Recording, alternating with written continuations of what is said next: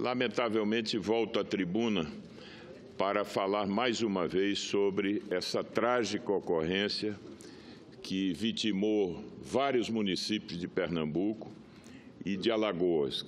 Refiro-me às enchentes que, mais uma vez, senador Jorge Viana, atingem o nosso Estado, provocando uma situação paradoxal. Nós que vivemos 6 anos de estiagem severa, que afeta de forma direta grande parte das regiões do nosso Estado, sobretudo a região agreste e o sertão, mas também com efeitos sobre parte da Zona da Mata. Agora vivemos uma situação que nos coloca uma tragédia, que são as enchentes, que inclusive fazer o registro com muito pesar de 4 mortes que ocorreram no nosso Estado.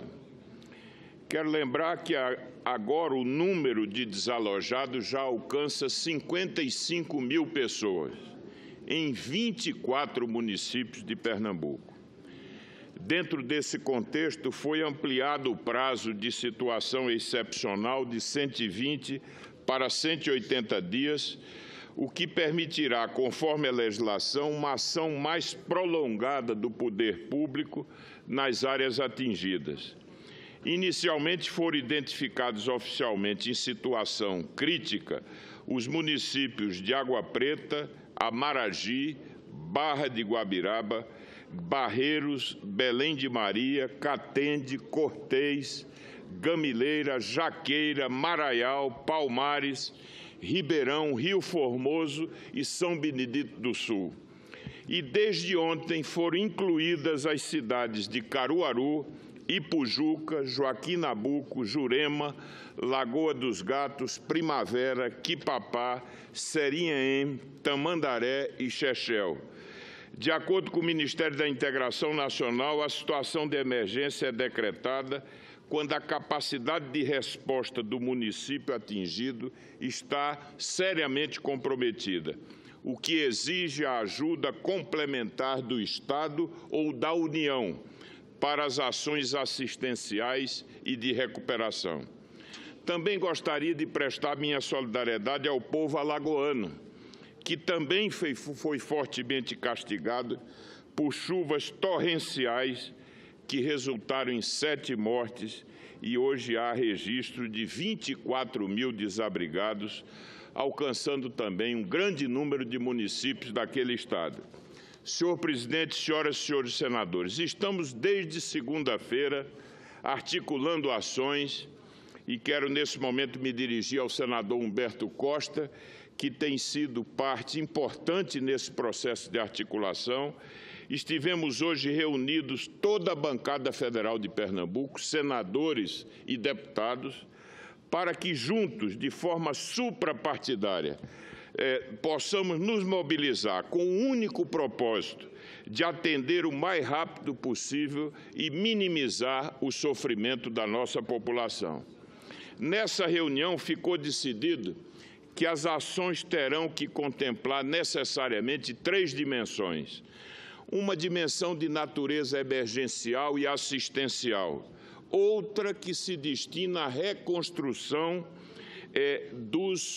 dos equipamentos públicos, de acessos nesses municípios. E, finalmente, ações de caráter preventivo e que, no nosso caso, necessariamente exigem a realização e conclusão de importantes obras do sistema de contenção de barragens no nosso Estado.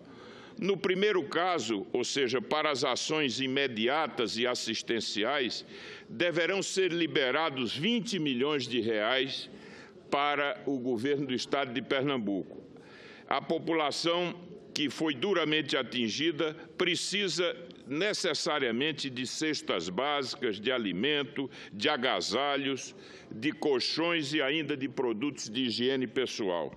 Nessa mesma linha, devemos registrar, por exemplo, uma notícia que foi confirmada pelo Ministério das Cidades de que o cartão Reforma, que é uma linha recente que foi adotada por esse Ministério, priorizará o atendimento da população desses municípios, que poderá utilizar recursos para a recuperação do piso, da estrutura, de partes danificadas, ou seja, recuperar as condições de habitabilidade de muitos imóveis que foram atingidos. Conforme anunciado, pelo menos 70 milhões deverão ser alocados esse ano para Pernambuco. O benefício médio é da ordem de R$ 5.000, mas poderá atingir R$ 9.000. A bancada também deliberou que é fundamental que uma ação muito importante é a liberação pelo governo federal dos saques das contas do FGTS das famílias atingidas, o que já pode ser efetivado em função da edição de hoje da portaria número 68 do Ministério da Integração, que reconhece a situação de emergência nos municípios pernambucanos e alagoanos. Além disso, é preciso que possamos, o mais rapidamente possível, regularizar o abastecimento d'água, que sofreu um colapso em vários sistemas. Essa normalização é fundamental e complementar as ações na área de saúde, com o objetivo de evitar doenças infecciosas, sobretudo em áreas onde o saneamento básico é inadequado ou inexistente. Outro conjunto de ações refere-se à obtenção de recursos para a reconstrução de vias, pontes, estradas vicinais, hospitais e escolas, dentre outras estruturas que foram danificadas.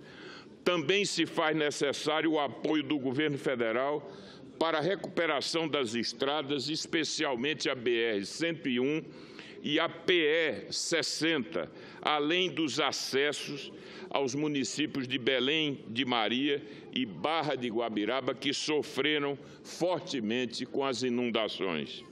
Senhor presidente, senhoras e senhores senadores, a outra linha de ação refere-se à viabilização de recursos para a aceleração da conclusão de obras estruturantes e de caráter verdadeiramente preventivo. Nesse caso, destacam-se as 5 barragens de contenção lá na bacia do Rio Una, que foram previstas desde a ocorrência da tragédia anterior, em 2010, e que foram, à época, prometidas para evitar a repetição dessa ocorrência. A rigor, apenas uma das 5 barragens está em estágio de finalização, com a garantia do governo estadual de que essa obra teve já um papel importante agora na redução dos danos, especialmente no município de Palmares. No entanto, os estragos da chuva poderiam ser bem menores se estivessem concluídas as barragens de Panelas, em Cupira, de Gatos, em Lagoa dos Gatos, de Guabiraba, em Barra de Guabiraba, e de Igarapeba, em São Benedito do Sul. Juntas, essas obras concluídas teriam a capacidade de represamento muito superior, evidentemente, à que dispomos atualmente. Entretanto, lamentavelmente, essas barragens que deveriam ter sido entregues em 2013 e 2014 estão com as construções praticamente paralisadas. Segundo informações do Ministério da Integração, ocorreram falhas na execução dos projetos, com exigências de readequações, o que, inclusive, motivou devolução de parte dos recursos federais que foram transferidos ao Estado à época.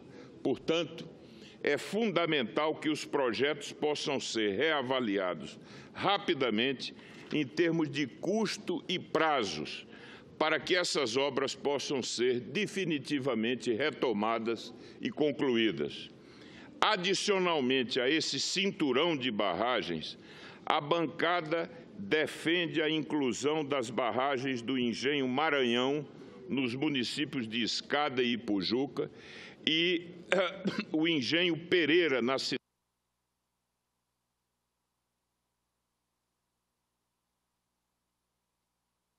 igualmente fundamental para evitar os danos de enchentes que possam também atingir a Mata Meridional e a própria região metropolitana lá do Recife. Hoje, à tarde, a bancada irá ao Ministério da Integração cobrar as providências cabíveis no tocante ao apoio orçamentário e das ações que precisam ser implementadas na área da defesa civil. Senhor presidente, senhoras e senhores senadores, além das indispensáveis ações governamentais, quero ressaltar que a solidariedade do povo pernambucano, que de forma participativa está se engajando com doações e disponibilizando, inclusive, a sua força de trabalho.